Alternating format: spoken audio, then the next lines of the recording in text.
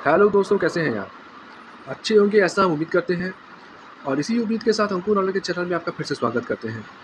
हर बार की तरह नया वीडियो लेकर हम आपके सामने फिर से हाजिर हैं। आशा करते हैं आपको वीडियो अच्छा लगता होगा, हमारी बताई बातें समझ में आती होंगी। बात करते हैं अमेरिका की। अमेरिका के राष्ट्रपति डोनाल्ड ट्रंप ने अपने देश में विदेशियों को निकालने के लिए जो कार्रवाई शुरू की है, उसको लेकर अमेरिका में बड़ा आंदोलन हो गया है। ये इतना बड़ा आंदोलन कैसे हुआ, इसके पीछे क्या राज है, ये तो सबको पता है। इसके पीछे भयंकर फंडिंग हुई है और एक आदमी का नाम आ रहा है जॉर्ज सोरस का। जॉर्ज सोरस एक बहुत ही खतरनाक इंसान है और वो किसी भी व्यवस्था को पलटने के लिए फंडिंग करने का काम करते हैं। उन्होंने भारत में भी काफ़ी फंडिंग किया था भारत की व्यवस्था को बदलने के लिए, और अभी अमेरिका में जो हालात हैं, विदेशियों को निकालने के लिए जो आंदोलन हो रहा है, उसमें जो अमेरिका के निवासी हैं, जो वहाँ पैदा हुए हैं और कई सालों से रह रहे हैं, जिनका अच्छा खासा परिवार है, वो आंदोलन कर रहे हैं दूसरे देश के लोगों के लिए। और ये आंदोलन पैसा देकर कराया जा रहा है, इसमें कोई शक नहीं है। तो कोई अपने हक दूसरों को देने के लिए आंदोलन कर रहा है, कोई अपनी ज़मीन दूसरों को देने के लिए आंदोलन कर रहा है। अमेरिका सरकार ने विदेशी घुसपैठियों को निकालने के लिए जो नियम बनाया है, उससे लगभग 10 लाख लोगों को अमेरिका छोड़ना पड़ेगा और इससे अमेरिका की अर्थव्यवस्था में काफ़ी परिवर्तन आएगा।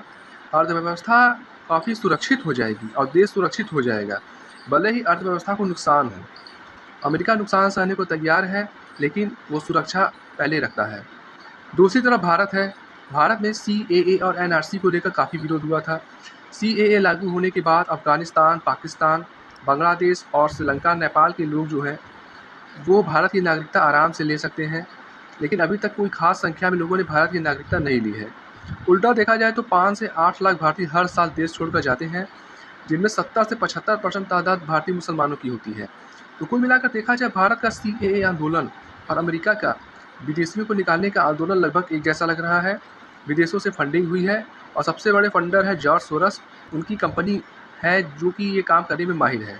अमेरिका के इस आंदोलन को देखते हुए अमेरिका में आपातकाल लगाया जा सकता है, क्योंकि आंदोलन बहुत तेज हो रहा है और 1 लाख से ज़्यादा सैनिकों को आंदोलनकारियों को कुचलने के लिए लगा दिया गया है और वो बेवजह आंदोलन कर रहे हैं। मतलब अपना घर, अपनी ज़मीन, अपनी नौकरी, अपना संसाधन विदेशी लोगों को देने के लिए आंदोलन हो रहा है। साफ-साफ देखा जा सकता है कि आंदोलन नहीं, नौटंकी है, जो पैसा खाकर लोग कर रहे हैं। भारत में भी ऐसा देखा गया था जब दिल्ली में शाहीन बाग में सीएए एनआरसी को लेकर आंदोलन हो रहा था। एनआरसी देश भर में लागू होगा तो 1951 से आपको अपने परिवार का डाटा देना पड़ेगा, इसीलिए आंदोलन चल रहा था। सीएए लागू हो गया है और एनआरसी को लेकर पेच फंसा हुआ है। और दूसरी तरफ एनपीआर है, मतलब नेशनल पॉपुलेशन रजिस्टर, उसको तो सरकार आराम से तैयार कर लेगी, उसको तैयार करने में दिक्कत नहीं है। लेकिन जब एनआरसी लागू होगा तब काफ़ी भूचाल भारत में आएगा। लोगों को अपने परिवार की व्यक्तिगत स्थिति बतानी पड़ेगी, कौन कहाँ से आया है। ये 1951 से लागू होगा। ये 1951 में आपका परिवार कहाँ रहता था और आज आपका परिवार कहाँ पहुँचा है, इसका रजिस्टर बनेगा और वो एनआरसी कहाएगा। तो कुल मिलाकर बांग्लादेश से आने वाले घुसपैठियों को काफ़ी दिक्कतें होने वाली हैं अगर एनआरसी भारत में लागू होगा। शायद उनका आधार कार्ड, पैन कार्ड निरस्त हो जाए, उनका बैंक अकाउंट बंद हो जाए, वो कोई ज़मीन न खरीद पाएँ और वो अपना सारा काम सोना में करना शुरू कर दें। तो कुल मिलाकर देखा जाए, देश की व्यवस्था को सुधारने के लिए देश में रीस्टोर प्रणाली लागू करनी पड़ती है, जो कि अमेरिका सरकार लागू कर रही है।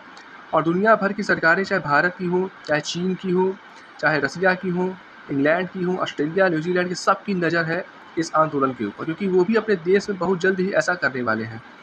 कनाडा के सरकार ने कहा है कि वो हमारे देश में लोगों को लाकर बसाएँ, क्योंकि कनाडा की आबादी काफ़ी कम है और ऐसे में ये इन लोगों का कनाडा में भी रुख हो सकता है। ये अमेरिका को छोड़कर कनाडा भाग जाएँ। कनाडा की सरकार सिखों को अपने देश में बसाने के लिए काफ़ी तत्पर है, क्योंकि उसको सिखों से काफ़ी लगाव है। दूसरी तरफ अमेरिका का ये आंदोलन है, जो कि दुनिया के लिए बहुत बड़ा भूचाल बन के आया है, लेकिन दुनिया को काफ़ी सबक देगा। विदेशी लोग दूसरे देश में जाकर बसते हैं, तो इससे वहाँ की व्यवस्था, वहाँ की सभ्यता प्रभावित होती है। जैसे कि भारत में विदेशी लोग बांग्लादेशी आकर बसे हुए हैं, जिससे भारत को काफ़ी दिक्कत हो रही है। लेकिन ये बांग्लादेशियों का एक हिस्सा पाकिस्तान के रास्ते अरब में भी पलायन करता है। एक सरकारी आंकड़े के अनुसार 5 से 8 लाख लोग हर साल भारत छोड़कर जाते हैं, जिसमें मुसलमानों की तादाद 70 से 75% होती है।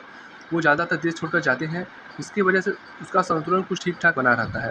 लेकिन बांग्लादेशी काफ़ी तेज़ी से भारत में घुसपैठ कर रहे थे। एक तरफ हमको ये भी देखना चाहिए कि नेपाल के जो हिंदू हैं, वो भी उत्तर प्रदेश में काफ़ी तेज़ी के संग घुसपैठ करते हैं, बिहार में काफ़ी तेज़ी के संग घुसपैठ करते हैं, जिसकी वजह से यूपी, बिहार में जनसंख्या का बढ़ाव बहुत ज़्यादा रहता है और यही बढ़ाव जब मुंबई की तरफ बढ़ता है, तो वहाँ पर बवाल हो जाता है, राज ठाकरे चिल्लाने लगते हैं।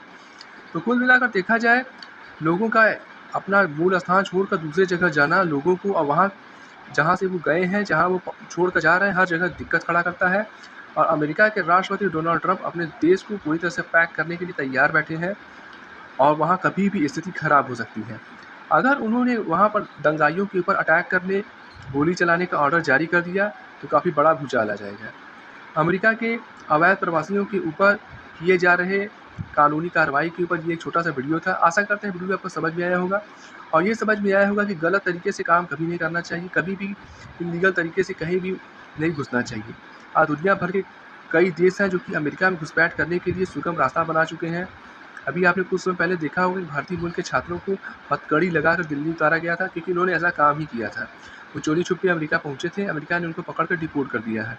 दिल्ली में भी काफ़ी बांग्लादेशी पकड़े जा रहे हैं और उनको डिपोर्ट किया जा रहा है। तो कुल मिलाकर यहाँ के लोग वहाँ, वहाँ के लोग वहाँ फेंके जा रहे हैं, और इंसान एक कूड़ा की तरह हो गया है। हाँ, लेकिन ये एक ऐसा कूड़ा है जिसे झाड़ू लगाकर जलाया नहीं जा सकता। वो कूड़ा जहाँ से निकला है उसको वहाँ फेंका जा रहा है। तो ये एक वीडियो था अवैध प्रवासियों के ऊपर। आशा करते हैं वीडियो आपको अच्छा लगा होगा, और ये समझ में आया होगा कि आने वाले समय में कहीं भी जाकर बसना, कहीं भी जाकर पैसा कमाना आसान नहीं होने वाला है, क्योंकि दुनिया तेज़ी से संरक्षणवाद की तरफ बढ़ती चली जा रही है। इसी के साथ हम वीडियो ख़त्म करते हैं, और ऐसे ही मज़ेदार, इंटरेस्टिंग, नॉलेज से भरे वीडियो को देखने के लिए हमारे चैनल अंकुर नट को सब्सक्राइब करें, ताकि हम जो भी वीडियो बनाएं फटाफट आप तक पहुँचता रहे। हमारे ज़्यादातर वीडियो करंट अफेयर्स बेस्ड होते हैं। धन्यवाद।